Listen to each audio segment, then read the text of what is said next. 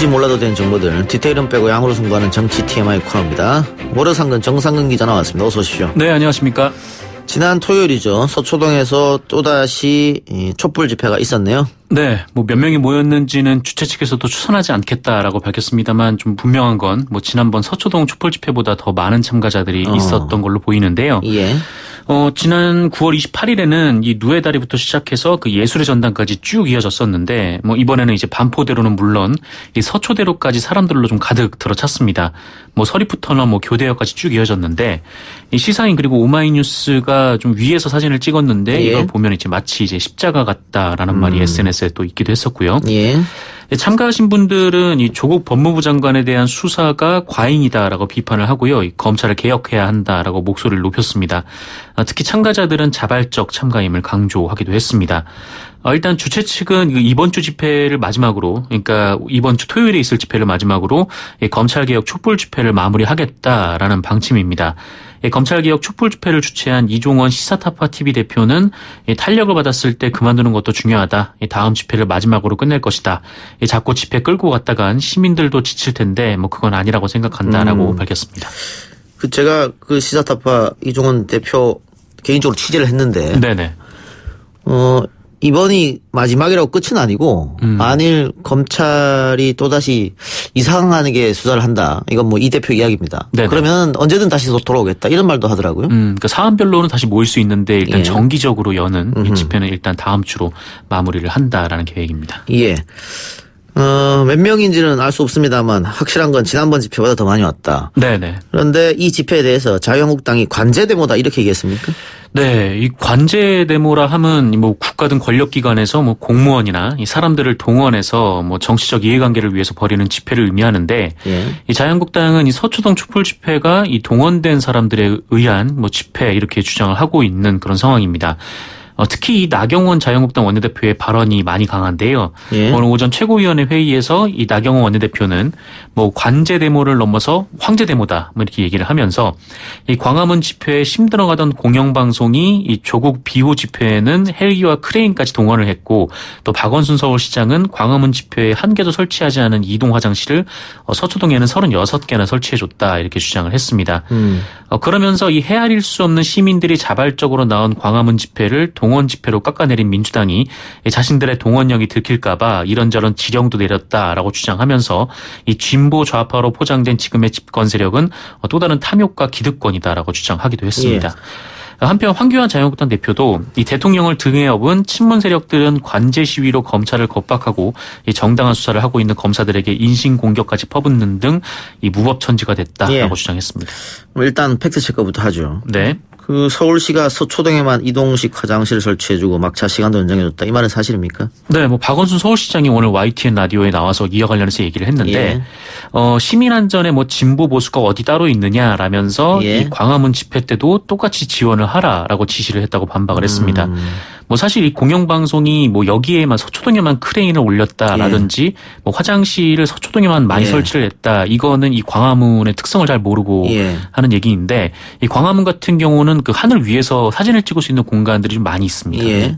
기자들이 이제 프레스센터에 많이 올라가 사진을 찍기도 하고 그런 것도 있고 또 오프장실들이 굉장히 많아요. 거기서 집회를 좀 많이 취재를 해봤기 때문에 어쨌든 그렇게 얘기를 하면서 이 박원순 시장은 또 이렇게 얘기를 했는데요.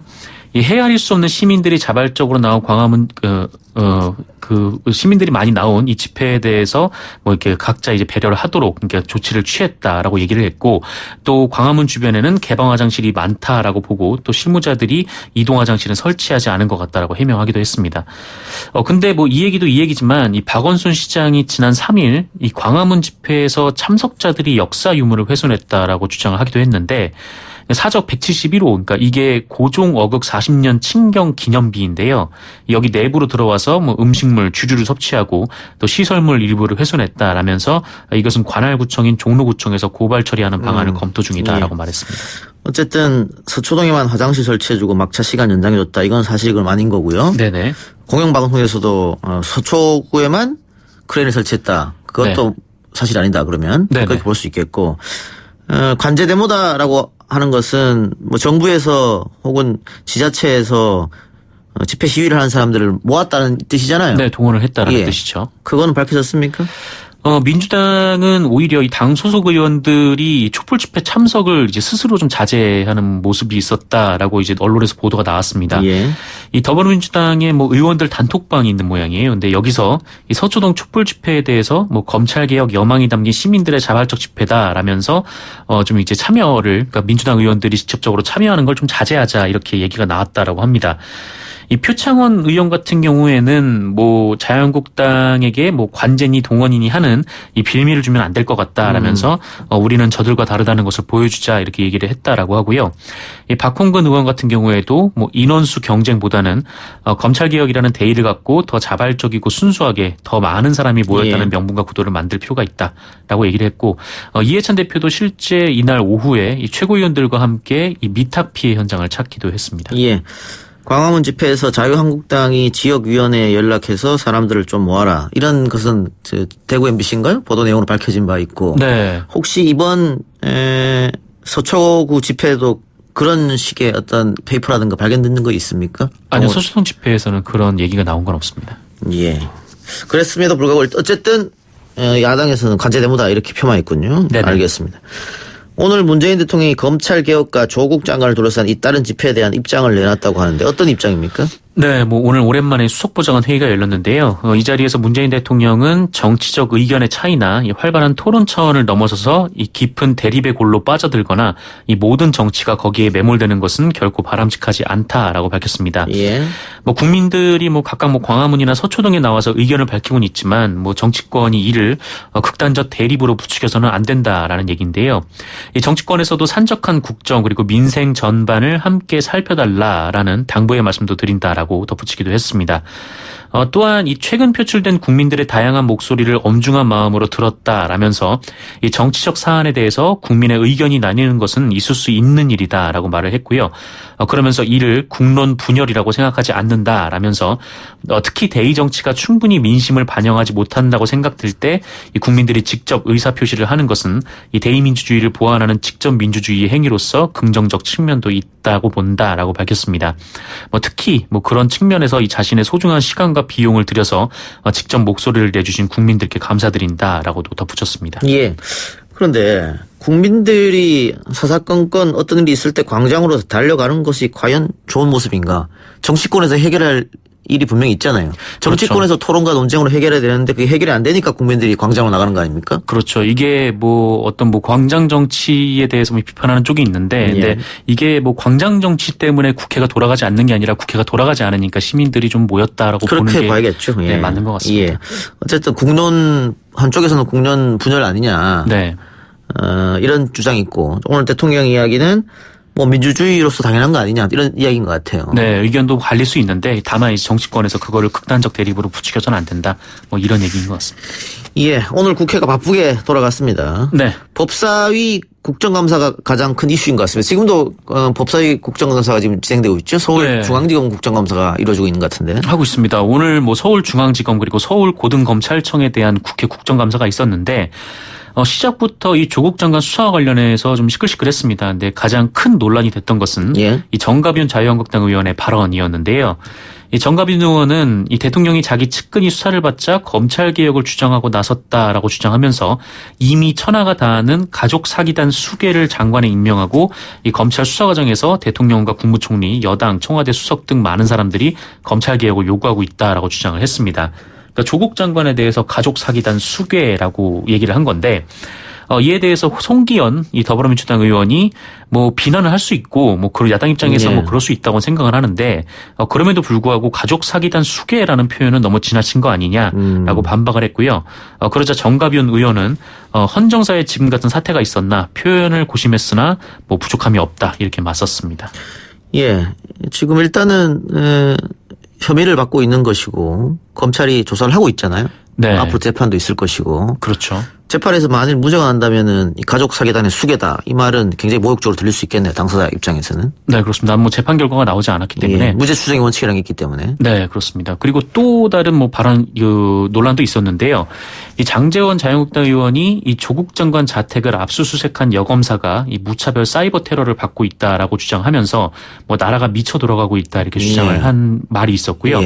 이에 대해서 김종민 민주당 의원은 국회 또는 정당이 거리에서 이 테러 수준의 말을 증폭시키는 스피커 역할을 해서는 안 된다. 조국 장관과 가족들은 2달 동안 언어폭력과 테러를 받고 있다. 이렇게 반박을 했습니다.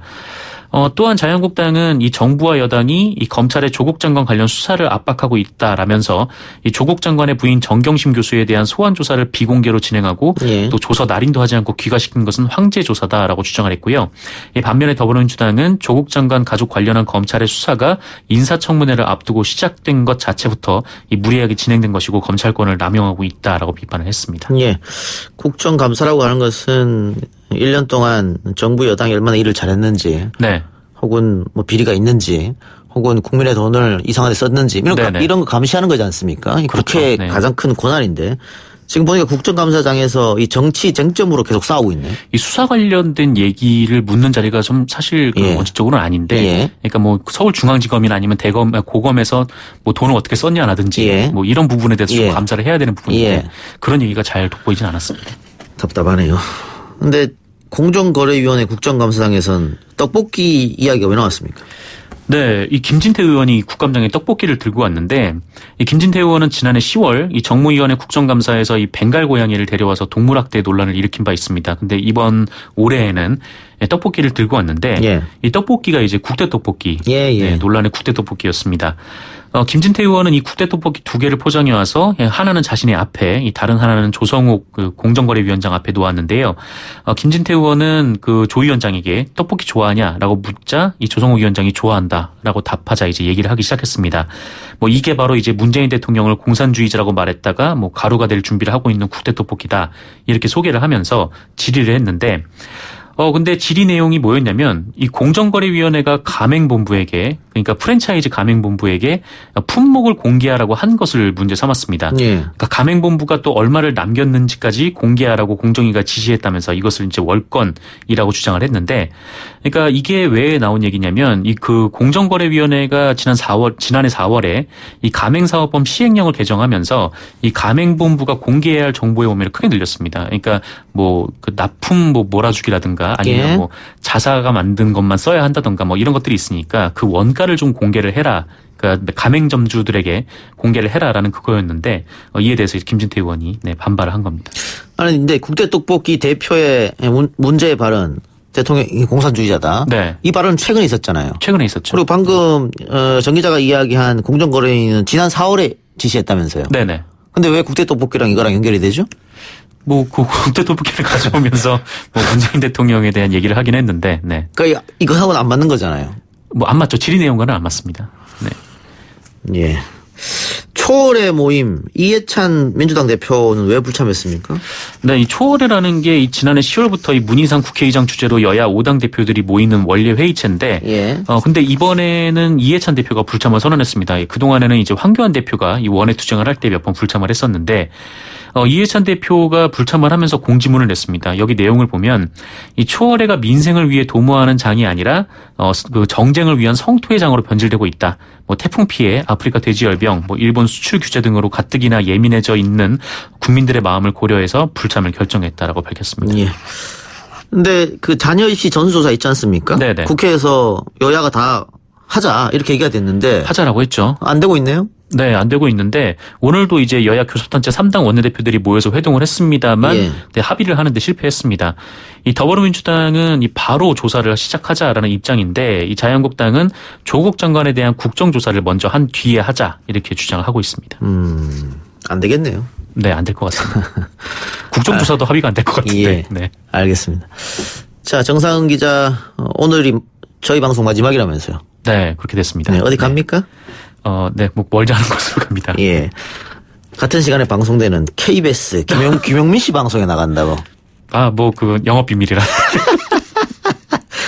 예, 가셔서 잘 하시기 바랍니다. 네, 고맙습니다. 예, 정상 기자 보내드리고 저도 1부 순서 마치고 2부 인터뷰 코너로 돌아오겠습니다.